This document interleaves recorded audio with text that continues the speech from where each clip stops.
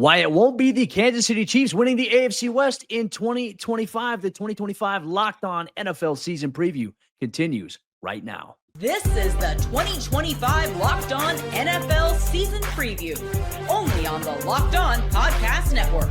Your team every day. Welcome back to the 2025 Locked On NFL season previews. This episode will focus on the AFC West. Today's episode is brought to you by FanDuel. Football season is around the corner. Visit the FanDuel app today and start planning your future's bets now. I'm Cody Roark, host of Locked On Broncos, and I'll be your host for this division preview show. Joining me are my wonderful colleagues, not only from the Locked On Podcast Network, but the Locked On AFC West. We've been holding it down for 7+ years, all of us together here. Let's go through your boy Q, host of Locked On Raiders, Ryan Tracy, host of Locked On Chiefs, and Daniel Wade, host of Locked On Chargers. Very excited to break down this division here. We're going to take a look at the contenders, which teams will present the biggest challenge in the division to dethrone Kansas City, the most improved squads this offseason, the best players across these four teams, and we're also going to give our division finish predictions here on today's show. So let's start here really kind of with the end. The Kansas City Chiefs, going into the season, they are the favorites to win the division this year, but I think they don't. I think this is the year that Kansas City's reign falls off, and here's my reason why. I think the rest of the AFC West has gotten better. You look at Kansas City, there's still a lot of continuity with them, but these younger teams, they're getting a little bit sharper in the NFL draft. They're bringing in big-name free agents to try to stop Patrick Mahomes and this offense. I think the Broncos, Chargers, and maybe even the Raiders have a little bit of a case to be better this year than what the Chiefs have faced in this division for quite some time. Hugh, you're a team, obviously you cover a team that has made a lot of changes this offseason, a lot of culture shifts really in a short time. Your thoughts here on the Chiefs' reign finally ending in the AFC West? Well, first of all, I want to just say, man, look at the coaches in the AFC West. I mean, you want to talk about a division, right? From Sean Payton to Andy Reid to Jim Harbaugh and now Pete Carroll as well. Yeah, good luck finding another division that has the coaches that those dudes and these teams have in the division. Look, the Raiders have made a lot of changes. I've been as a matter of fact, that from a team that won 4 games in 2024, I think that 8 wins, 9 wins is a great season for Pete Carroll in year one because they've got to still have time to grow. The thing about it is, and you mentioned, Cody, that, you know, the Chiefs might not win this division this year, even though they're favored. I do feel like it's a lot closer. I think the gap is a lot closer. I think that the Broncos are going to be a lot better. The Chargers will be a lot better. And look, there's 3 teams that were in the playoffs a year ago from this division. So, you know, everyone's going to get better. I don't believe the Chiefs are going to win 15 games this year. I still think that as long as they got Big Red and they've got Patrick Mahomes, they still have a great shot at winning the division. And why wouldn't they?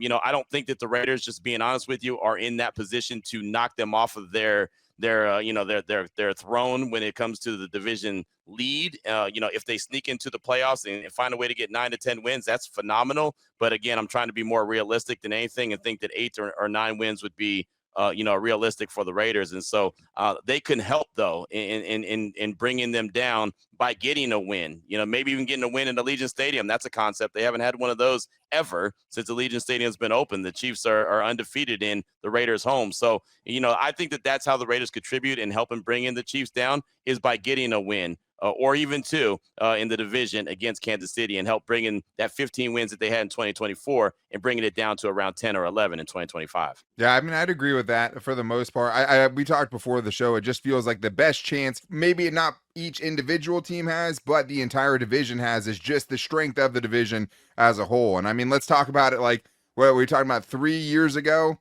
We're talking about the coaches in the AFC West being, you know, Josh McDaniels, Brandon Staley, you know, he who should not be named, from Denver, that lasted 1 season. I mean, it was all pretty bad. Now you look at it, and I think that's a hard thing for the 3 of us to come here and be like, oh, well, we have the coaching advantage, right?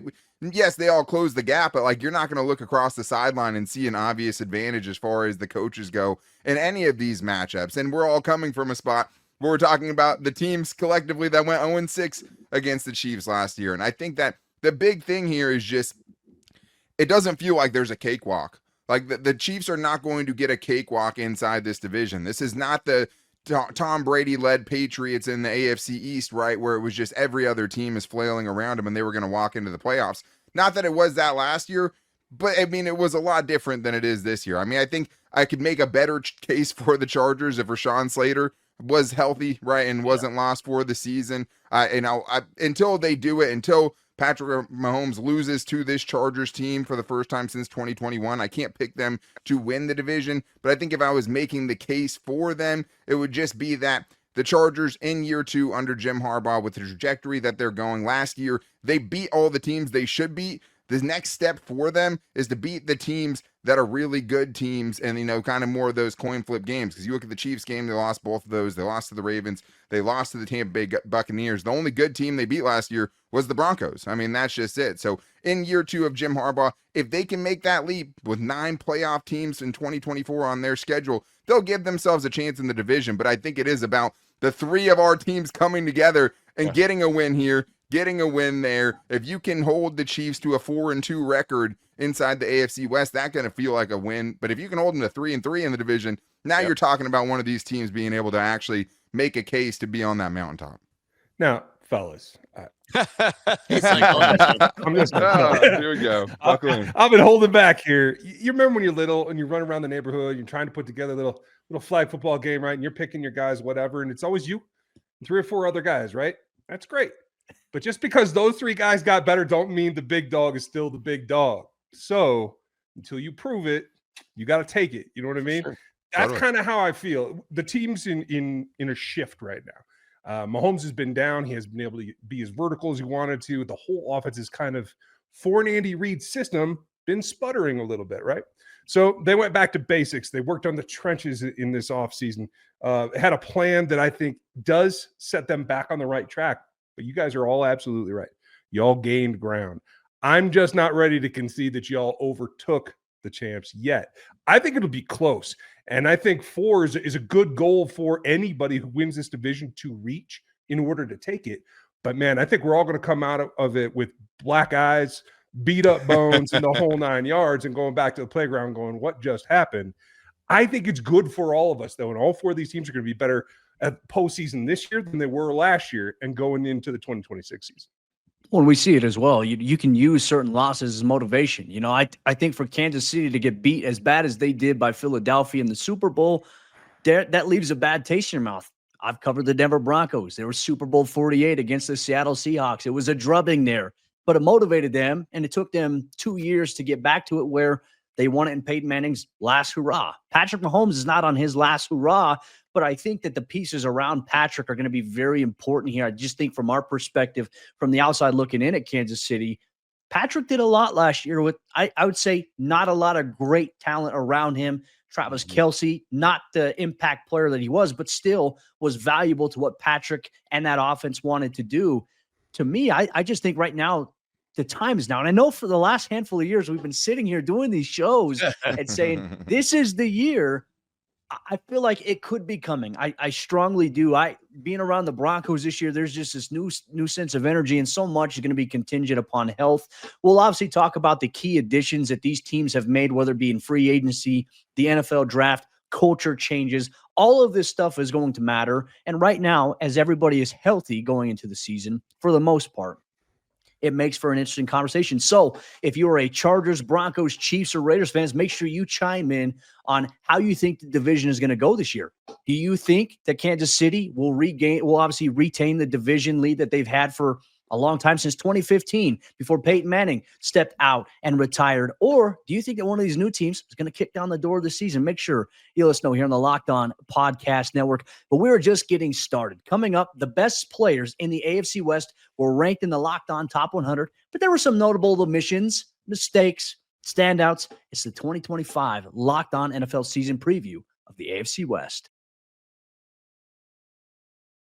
This episode is brought to you by our friends over there at PrizePicks, the daily fantasy platform that lets you turn your football predictions into real rewards. Preseason is already heating up, and college football is not far behind. Whether you've got your eye on big-name quarterbacks or even breakout running backs this season, PrizePicks makes it easy to get in on the game. Plus, they offer weekly flyer options already for Week 1, where Dak Prescott's max discount for kickoff against the Eagles is more than 0.5 passing yards. Take advantage of that inside of the PrizePicks app today. Download the PrizePicks app today and use code LOCKEDON NFL. To get $50 in lineups after you play your first $5 lineup, that's code Locked On NFL for $50 in lineups after your first $5 play.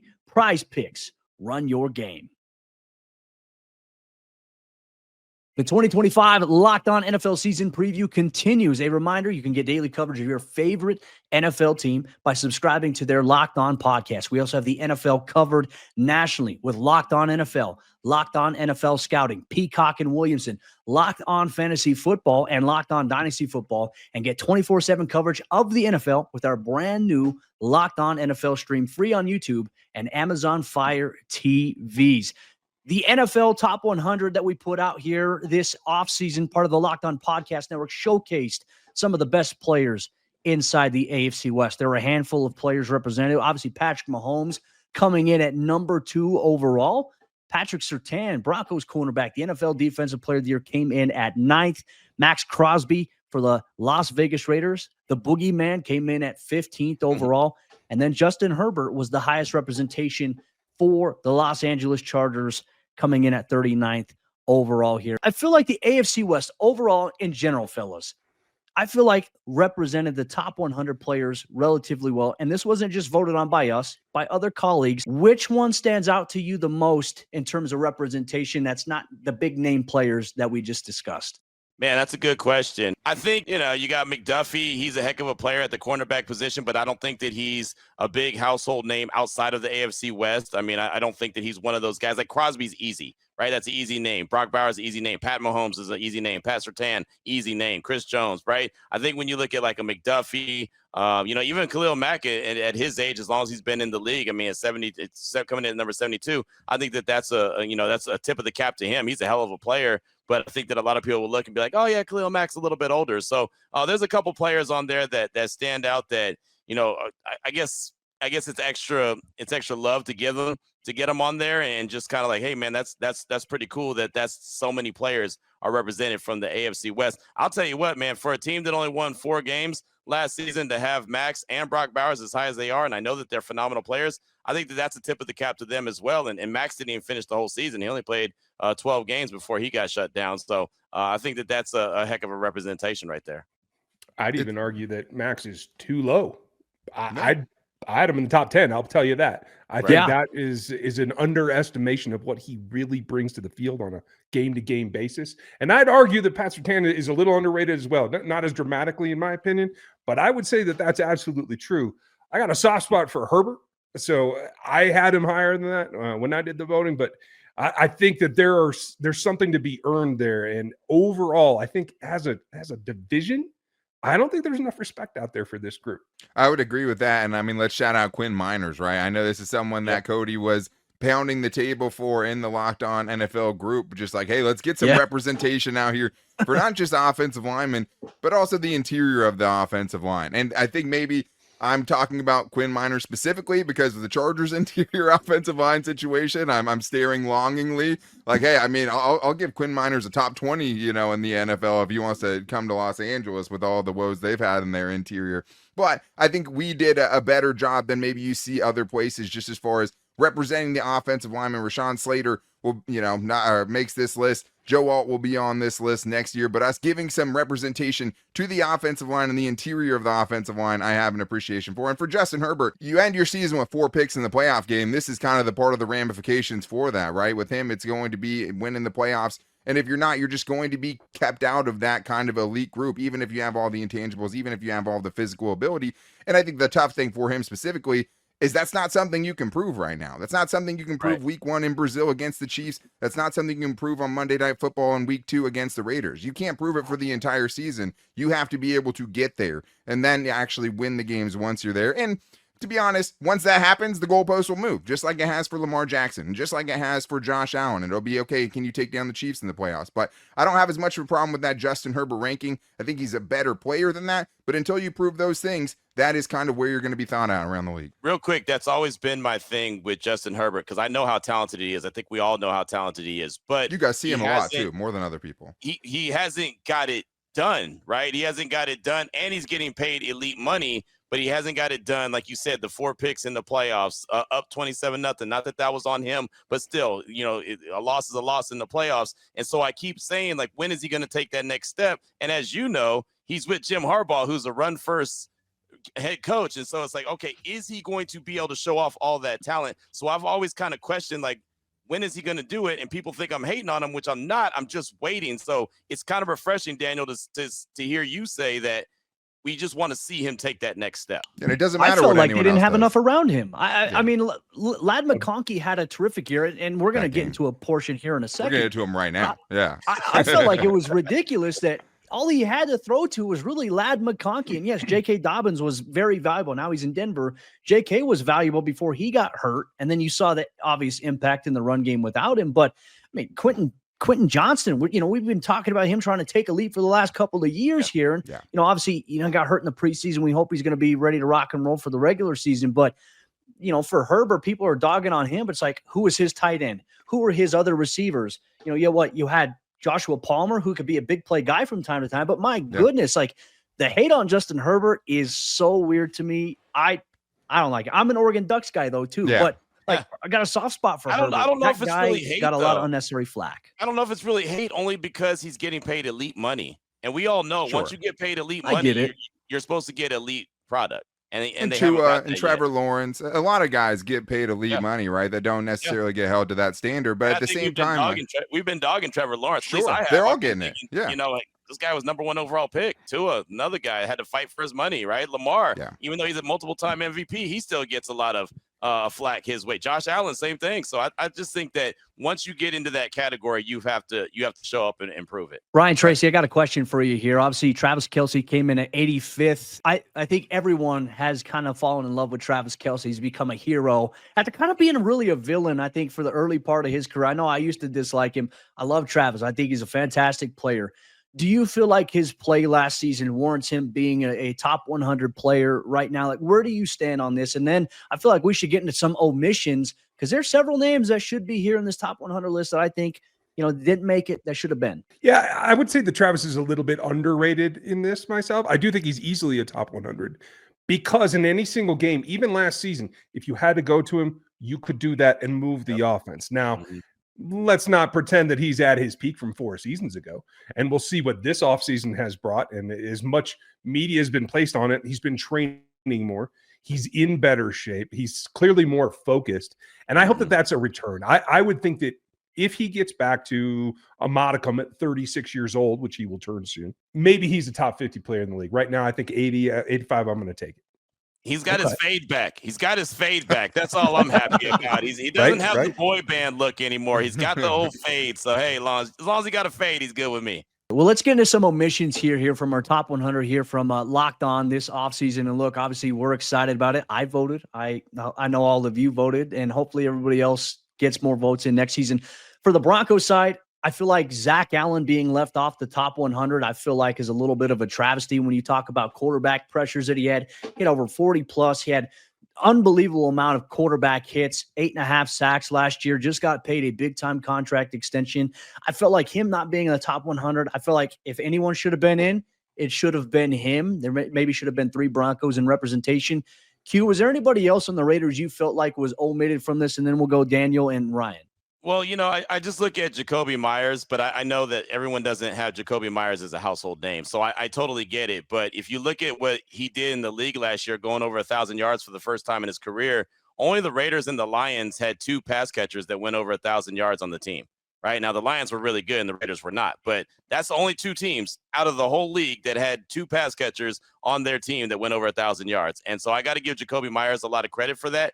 But like I said, he's not a household name. So if there's one guy, I would look at him. But I mean, when you win 4 games, you're not going to have a lot of guys on the top 100. It's just that simple. Well, and we have more appreciation from these guys because we get to see them more often, right? When you do a national list like this, you don't get that same appreciation. I've seen what Jacoby Myers has done to the Chargers personally, so I know how good of a player he is. But he's not the best wide receiver in the AFC West, and that is Ladd McConkey. Already, he has arrived. He should have been in this top 100. I mean, he's already put together a better season, than the best guys in the AFC West that they have right now right? Rashee Rice, even when he comes back, hasn't had the type of year that Ladd McConkey had as a rookie when he set every Chargers rookie record, whether it's receptions or receiving yards. And then in the biggest moment, in the biggest game, in the most hilarious box score you'll ever see, he goes 9 for 197 and 2 tutties. So it's like Ladd McConkey, not on the list this year, and I believe it is an omission, but somebody that I think will be much more of a household name next year when we do this list. Agreed. I can't argue with you. I don't want to face him. I don't want him playing against my team. I'm about tired of him, to tell you the truth. And I'm a Bulldog fan, I'm just going to say. But I will say that the Chiefs get plenty of press. I don't know that I could call anything a complete omission, but I will say there's one guy that had an argument here would have been Nick Bolton, because this is a team that the last 2 seasons, while the offense has been pulled back, the defense has had to step up. And while they are not elite top 5, they are good enough to get to another Super Bowl. And a lot of it is due to not just his leadership, but his ability to make plays. He's not the ultimate coverage linebacker, which the trend just keeps going more and more to, but he's in the right place. He plays the run well, and he'll come up with turnovers and big hits when you need him. And I think he's probably an honorable mention, and that would have been fair. We're not done yet. We've gone through some of the best talent inside the AFC West, but one of these teams was the most improved talent-wise this offseason. We'll dive into that next on the 2025 Locked On NFL Season Preview of the AFC West. Today's 2025 NFL season preview is brought to you by our friends over there at FanDuel Sportsbook. And as you all know, FanDuel, they are America's #1 sportsbook. And right now, with the NFL season right around the corner, they want to get you in the game with an offer that you simply can't miss, because new users can bet just $5 and win up to $300 in bonus bets if your first bet wins. And you can use that all across the app for NFL season futures. You can even go through what I do on my Sunday morning routine. I like to pull up my phone, go into the FanDuel Sportsbook app, and then I'll go through the morning games. I'll pick all the money lines, and then the primetime slate, I'll go through and I'll do player props and parlay them together inside of FanDuel. That's part of my routine, but FanDuel, once again, wants to make sure if you sign up today as a brand new customer, you bet $5, your first bet wins, you'll get $300 in bonus bets guaranteed. So make sure you check it out. Are you ready to play? Download the FanDuel app now by visiting FanDuel.com to get started. That's FanDuel.com.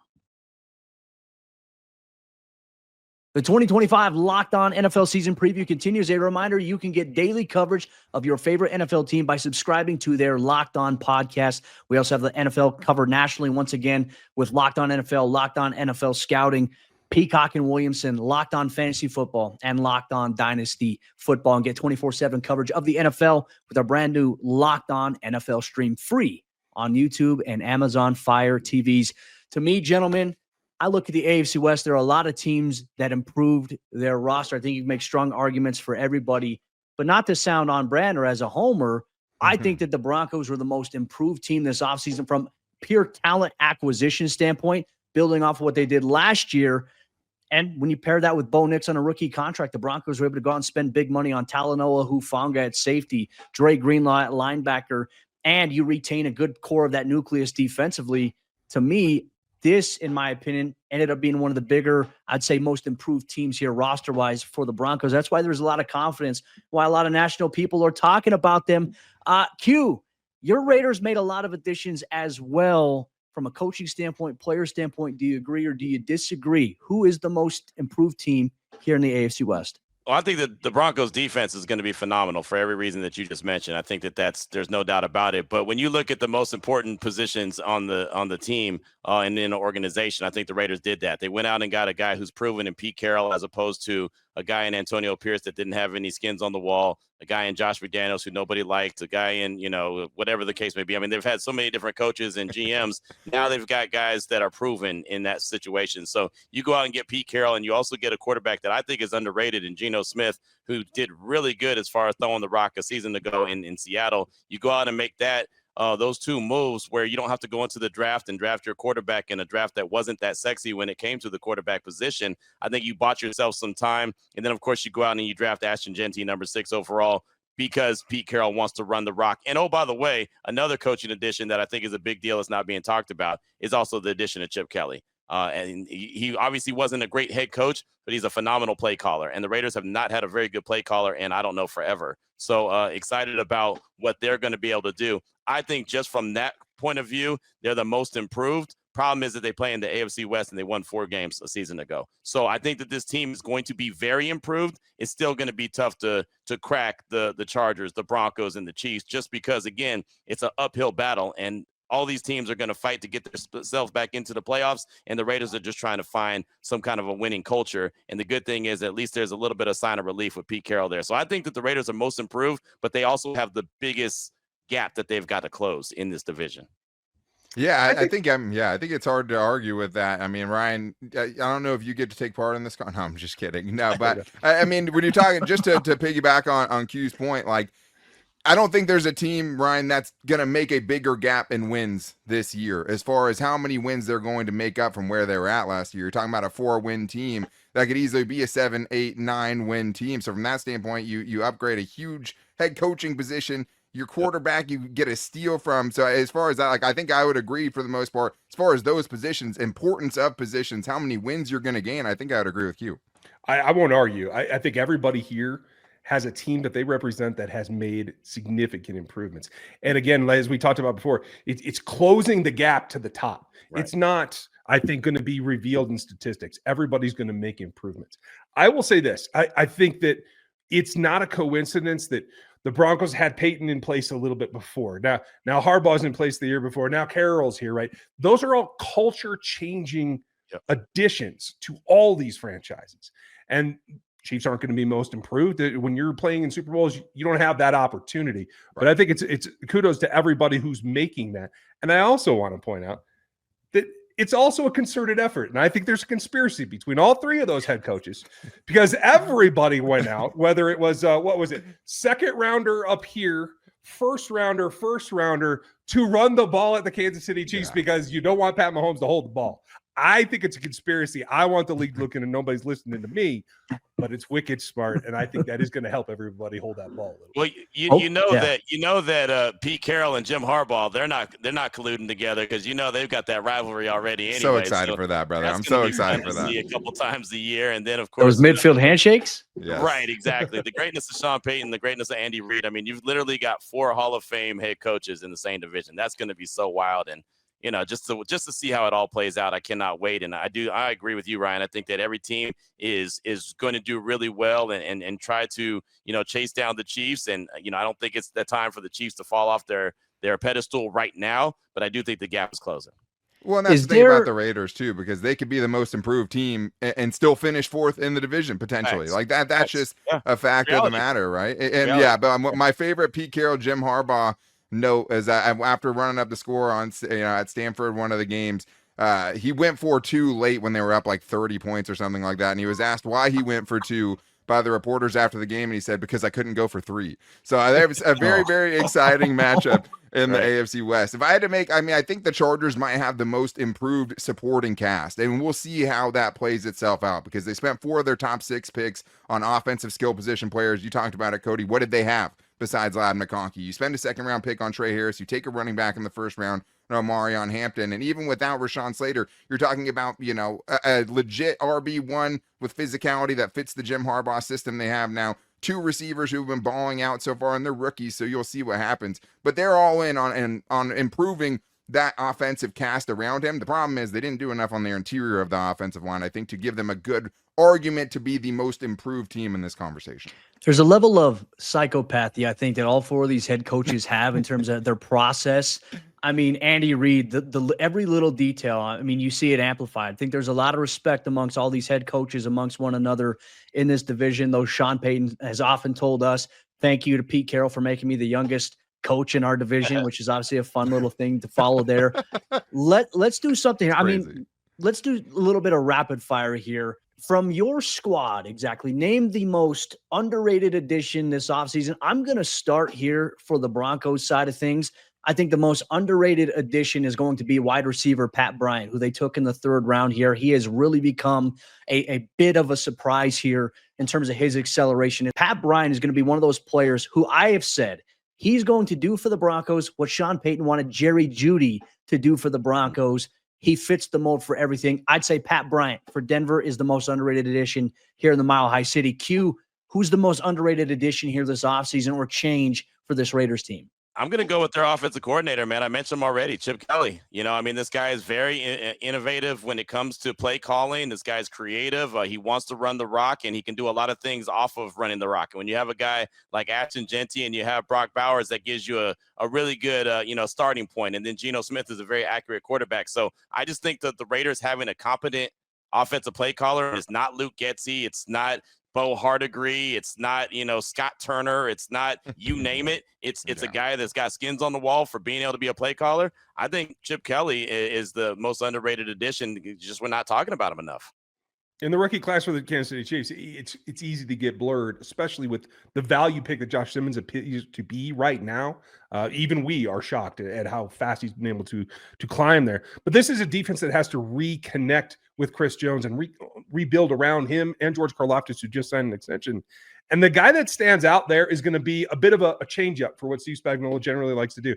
Ashton Gillotte was taken almost as a surprise in the second round. And I think he is a guy that as the season wears on and we get to those late AFC West games, he's somebody that's going to make a difference. And it feels like they always have one of those guys out of nowhere that can come in and play key snaps for them, whether it's Mike Dana or whoever, right? But I would say if we're going rookies, I would put my spotlight on Oronde Gadsden the second. I mean, Justin Herbert has never had a really elite receiving tight end, and just as far as the ability, Oronde Gadsden has it. I mean, he doesn't necessarily fit the heavy blocking schemes that Greg Roman likes, but I think what he's shown in camp so far is he's just too explosive and has too much, receiving ability as a former receiver to keep him off the field. So if he can have kind of the best receiving tight end since Hunter Henry on this team, that would be something if that 5th round pick can kind of come through and have an impact for this team right away.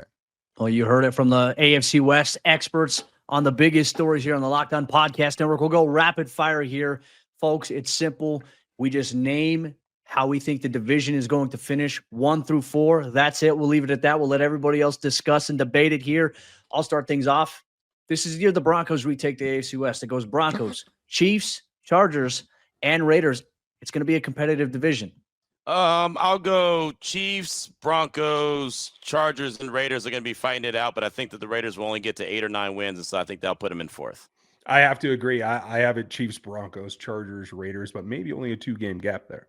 Yeah, I'm going to disagree. I mean, I love Cody, going for it and calling your shot there, but I don't even think the Broncos are second in this division this year. I'm going Chiefs, Chargers, Broncos, Raiders. I mean, I think a lot of it's if you're depending gonna on. get Froggy, you might as well put the Raiders in there. Why don't you go on and get Froggy? You know what? The Broncos are going to finish last inside the AFC West. The hype is for nothing. The sophomore slump is coming for Bo Nix, and the Chargers will stay in second place, not ready to overtake the Chiefs. But I think the hype on the Broncos has gone too far. And I think the Chargers will be where they were last year, going 2-0 against the Broncos and ending up second in the AFC West. We'll see you in week 3 there, Daniel, and the Chargers land. But, folks, thank you so much. Obviously, I'm Cody Roark, host of Locked On Broncos. It was great to be joined by your boy Q of Locked On Raiders, Ryan Tracy of Locked On Chiefs, and Daniel Wade of Locked On Chargers. Make sure you go check out these podcasts. If you're a fan of these teams, make sure you subscribe so you never miss out on daily coverage and content of your favorite team. Thank you so much for listening to the 2025 Locked On NFL season preview